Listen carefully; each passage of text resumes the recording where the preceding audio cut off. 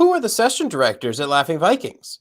Great question. Well, you're looking at one of them right now in me, and you're looking at another one right now in Brandon Knox. So really important to me when I first started, it was only me. I did them all. And just by the way, this is a little fun fact. When I first started Laughing Vikings, I gave the first session away for free. Every Ooh. person who came here in the first year got their first session for free because nobody knew about it. So I was just, Yeah. I had cards made up and it was like a free code on the back. And all my actor friends, comedian friends, I left them all at the casting houses because I knew once someone came and experienced how much more fun and how much easier it is to get help and to get an outside perspective, I knew that people would be back, and probably 4 out of 5 people who I gave the freebie to would come back, and some of them have been coming back a couple times a week for 4 years since then because I gave the first one for free. So it was just me, and I took a lot of pride in making sure that the tapes were great. I was giving the best suggestions. Technically, they were sound.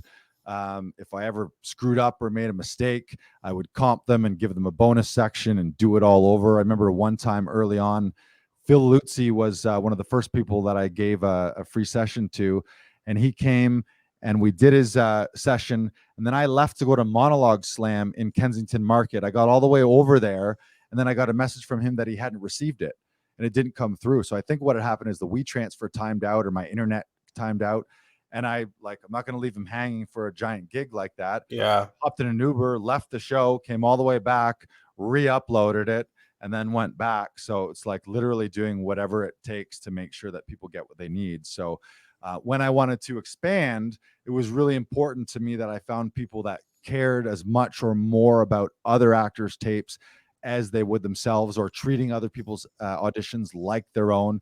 This is a high stakes, and some auditions are life-changing opportunities. So all of our session directors, including yourself, Brandon, are very positive people. They're trained actors, trained in the craft. Many of them have gone to TV, film, theater schools, taken workshop, taken intensive, worked in TV, film, theater, commercials, have casting experience in TV, film, theater, and commercials.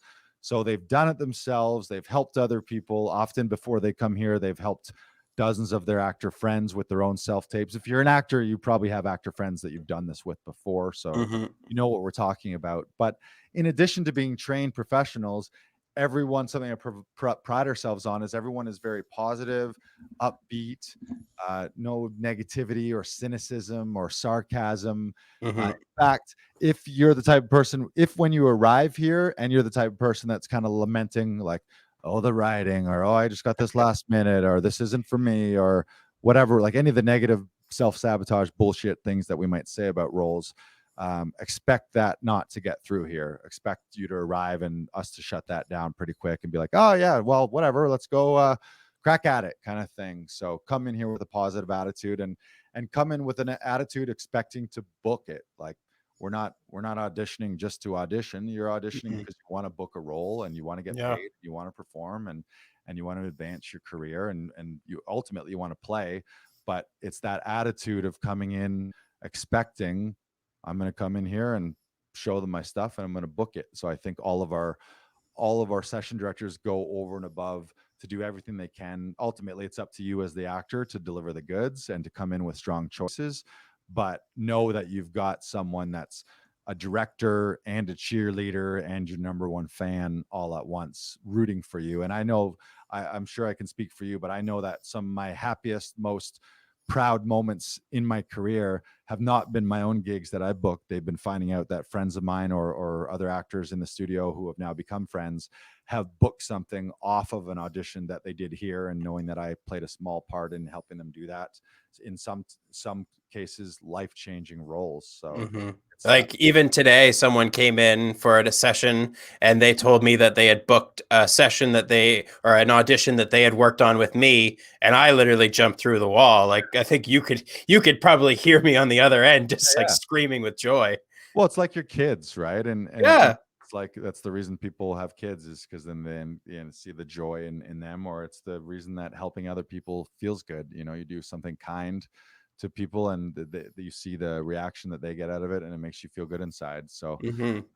yeah, and it's a way for all of us to have a larger impact than our own. This career is very lone wolf. It can feel very like that it's just you against the world, since Yeah. it's very freelance, and there's no set career path to it. But I think getting a feeling of being a part of a community and having someone who's got your back, in addition to your agent, in addition to your publicist or your manager Mm-hmm. or your acting coach, having some peers that you can rely on as a community, I think is a huge deal. And to just know that the second you get this next big audition, you have Brandon or Lucy or Kat or Rachel or Nick or myself in your corner. And we know you have clients that are come repeat back, so you know how they like to do things, you know their Mm-hmm. little idiosyncrasies and their little habits and things, and so you come in here with a real comfort zone.